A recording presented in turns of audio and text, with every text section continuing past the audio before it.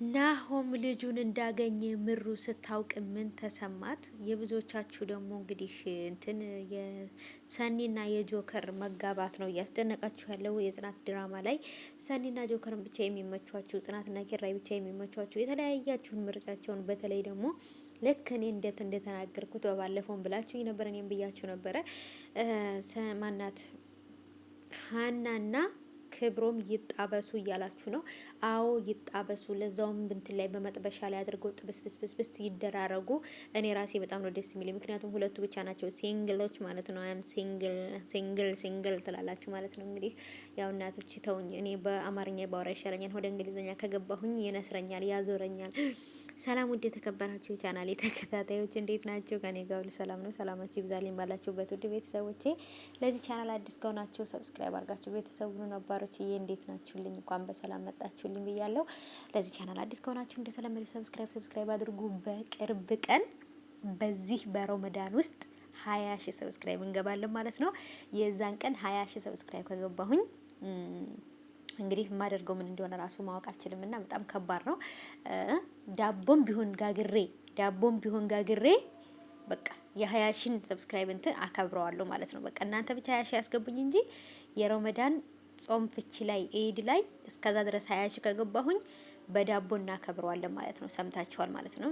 ኬክ እንኳን ባጣ። ስለዚህ ሰብስክራይብ አድርጉኝ፣ 20 ሺህ አስገቡኝ።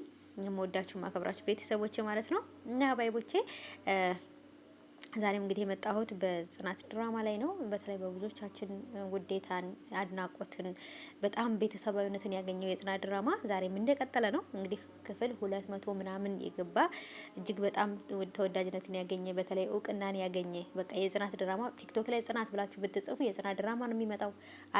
አዴ ብላችሁ ብትጽፉ የአዴ ድራማ ነው የሚመጣው። በጣም ነው ደስ የሚለውና በቃ አለ አይደለ በዚህኛው በዚች በአንድ አመት እና በሁለት አመት ውስጥ በቃ አንደኛ ድራማ ብየዋለሁ የጽናትንና የአዴን ድራማ ማለት ነው። በቃ ብዙ ምርጥ ተዋናዮች የተሳተፉበት ነው እና ወዶቼ ሰኒና ጆከር ይጋቡ፣ ሀናና ክብሮም ይጣበሱ፣ ጆከርና ሰኒ መጋባት አለባቸው፣ ምህሩስ ምን ተሰማት እያላችሁ በጣም ብዙዎቻችሁ እየተጨነቃችሁ ነበረ እና ባይቦቼ ያልነው ነገር ሁሉም ይሆናል። አሁን መሆን ያለበት የምህሩና የናሆም ሰርግ ነው መቅደም ያለበት። ምክንያቱም ሁለቱ በደንብ ተጋብተው እስካላየች ድረስ እሌኒ እንግዲህ ልጇን ይዛ እንደመጣች ታውቃላችሁ።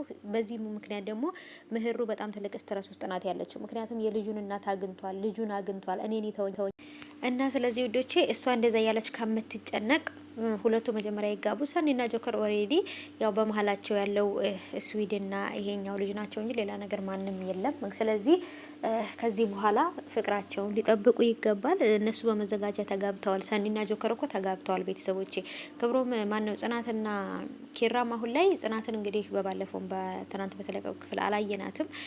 ትመጣለች፣ በጉጉት እንጠብቃለን። በተለይ በሁለቱ ነበር ትንሽ እየተጨናነቅን የነበረው። አሁን ላይ ጽናትና ኪራ ተረጋግተዋል። በመሀል ያለችው የኪራ አፍቃሪ ብቻ ናት ትንሽ እያሳሰበችኝ ያለችው። ምክንያቱም የምታረገው ነገር የሚፈጠረው ነገር በጣም አደጋ ነው።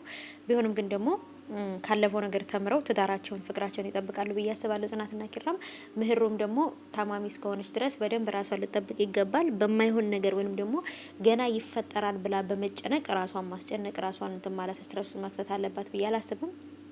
እና አባይቦቼ ብቻ ነገሮች ከባድ እየሆኑ ነው ብዬ ነው የማስበው። የሌኒ ልጅ ጠፍታለች። ያ ማለት ደግሞ የናሆም ልጅ እንደማለት ነው። ናሆም እንግዲህ በቃ ኪራ ራሱ ከመቼ ወዲህ ነው አንተ ለልጅ እንደዚህ መሆን የጀመርከው ብሎ ራሱ በጣም ነበር የተደነቀበት ማለት ነው። እና እንግዲህ የልጅ አባት ሊሆን ነው ናሆምዬ ማለት ነው። እና ልጅቷ ራሱን ቁጭ ቤተሰቦች በቃ ራሱን ቁጭ ማለት ነው። እንዴት እንደምታምርና እንግዲህ ምህሩ በጣም ትልቅ ስትረስ ውስጥ ናት።